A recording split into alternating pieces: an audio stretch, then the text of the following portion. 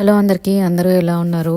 నేనైతే బీట్రూట్లో పోహా వేసి అయితే పోపేస్తున్నాను. పిల్లలు బీట్రూట్ ఇస్తే నార్మల్గా తినరు కదా, ఇలా ట్రై చేసి పెట్టండి పోహాతో ఫ్రై చేసేసి. అడిషనల్గా ఇంకొంచెం వెజిటేబుల్స్ కూడా యాడ్ చేసేసుకుంటే పిల్లలు కూడా ఇష్టంగా తింటారు.